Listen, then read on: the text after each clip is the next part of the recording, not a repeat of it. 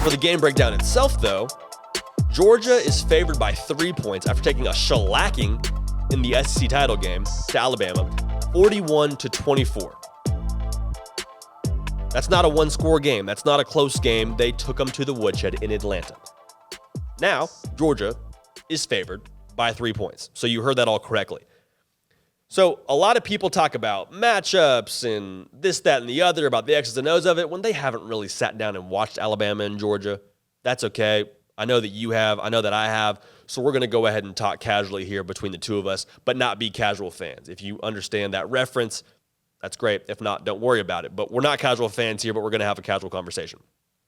So with all that being said, when I watched this game back, it didn't feel like a 41-24 blowout win by Alabama. To me, there were a lot of things that Georgia did that would be categorized as self-inflicted wounds, meaning Bama didn't do anything special to beat them. Georgia did a lot of things that were boneheaded to beat themselves. You catching my drift? Blown coverages, stupid penalties, what else? Wrong fits on their gaps, not being able to make tackles in space on Bryce Young. A lot of things that in a big-time game you can get jittery and not do well. Some people are throwing out there that Georgia didn't really care about this game. I don't buy that for a second. I think if it's the SEC title game, especially against your former boss and Kirby Smart, you care about that. So we'll keep it rolling from there. But Georgia was up 10-0. They were up 10 points at Alabama. A lot of people forget that. They dominated the 25% first quarter of this game. So what happened is they flinched. They flinched, and like I said, a lot of self-inflicted wounds, a lot of things that hurt themselves that allowed them to fall, not allowed them, I guess allowed Alabama to just kind of take control of the game, and it kind of snowballed from there. It sounds like it felt like, at least to me, that their psyche kind of got down and they weren't able to climb back out of that hole. So that's kind of the lens I'm viewing this through. I think if you were just to go roster to roster, I think Georgia's better. I'm watching the line of scrimmage of this entire game. It's positive Georgia every single time, whether it's the defensive push, whether it's the offensive line pulling around on power or getting that combo block on the inside zone. Georgia is dominating from start to finish. And so what that leads me to believe is Georgia's going to have a chance to win this game. I think it's also fair that Georgia's favored. So without further ado, some of the keys to the game for Georgia, for me, is who's taking the top off this defense. Because Alabama hurt Georgia so many times because they were able to take away the run. I mean, they just knew that Georgia couldn't throw it over their head, and so they stacked the box and said, go ahead and try. We dare you, especially in the second half. They took away anything they would have wanted on the run game. Also, took away the intermediate pass game. So at that point, you're keeping everything in front of you as the Alabama Crimson Tide because you can afford to. There's no reason why you have to honor the deep pass because they're not going to be able to complete it. So my question, like I said, for Georgia, can Brock Bowers stretch the field for you? He's fast. He's really athletic. He's probably, for my money, the best tight end in college football. Do you put him out wide and try to find a matchup and go deep? Is it Ladd McConkey? He's taken the top off the defense once or twice, a lot of it off of play action. But you have to find some way to loosen that box. Because if you're not going to threaten them deep, they're going to stack it and just suffocate you. And you can't have that if you're Georgia. The biggest danger for Georgia in this game is to be one-dimensional against Alabama. Because like I said, Georgia may have the better roster, but it's not that much better to where they can just line up and go toe-to-toe with Alabama and get into a boxing match like that. That's not going to be a good thing for them on the offensive side of the football. To that same token, can you run the football? Can James Cook and Zamir White get going a little bit? Because what happens when Alabama says, okay, we're going to keep our safeties at a decent depth. You've shown that you're going to at least try to throw the ball on us. Can you attack that nickel package like you did in the first quarter of that football game and continue to pound the rock? Or, again, do you fade? Do you settle for those 1 and 2 yard gains and get off of it? Will you commit to running the football, and can you do it somewhat successfully to cause this game to be a matter of physicality?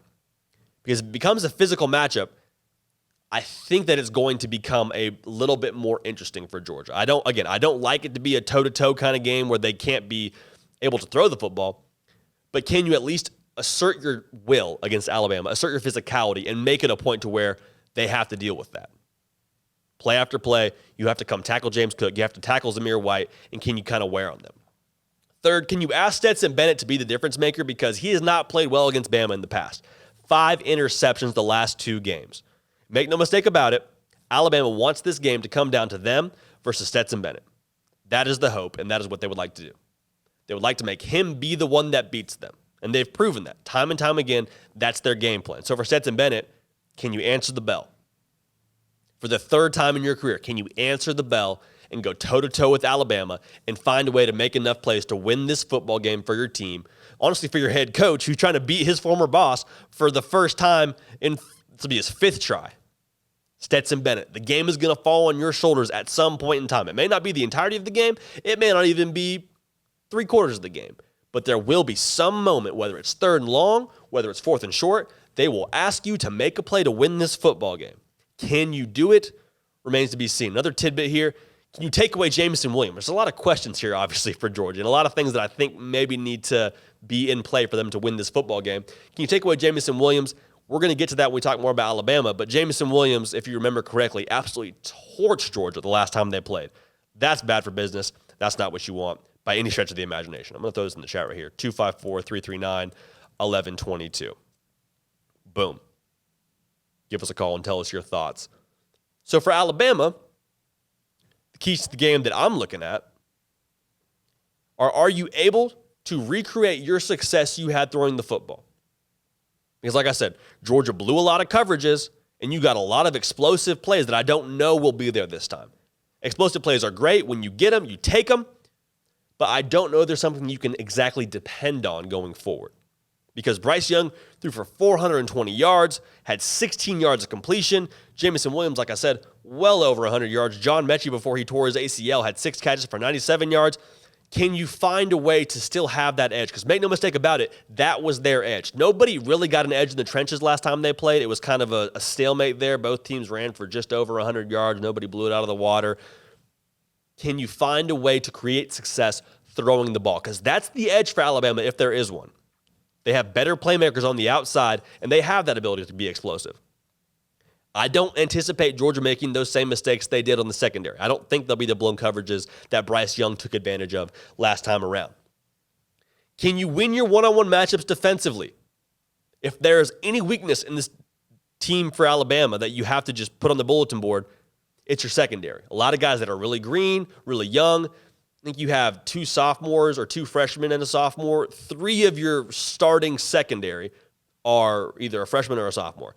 That's going to be really interesting to see. Can Georgia take advantage of that? And for Alabama, can you win those one-on-one matchups? Because they will test that. If Kirby Smart is anywhere near the coach I believe he is, you have to be able to take advantage of that. So finally, can you play patient football offensively? If they take away the explosive play, can you drive? Because like I said, 16 yards of completion. Jameson Williams had a day. They didn't really have to go methodically down the field and just kind of plod their way down the field. This will be the first time for Alabama in this matchup where they will have to take what the defense gives them, play patient football, and let the game come to them. Because I don't anticipate Georgia giving them some of the freebies they gave them last game. So let's just get down to it. Who's our pick? We'd love to hear from y'all, but we're going to give you our pick. I think Georgia wins this game. And I may eat my words. Nick Saban is a 6-time national champion. It'll be 7 if he wins this time against Georgia. He's 7 already, I guess, if you count LSU. But I'm taking Georgia because I don't think that this will be a team that gets beaten twice.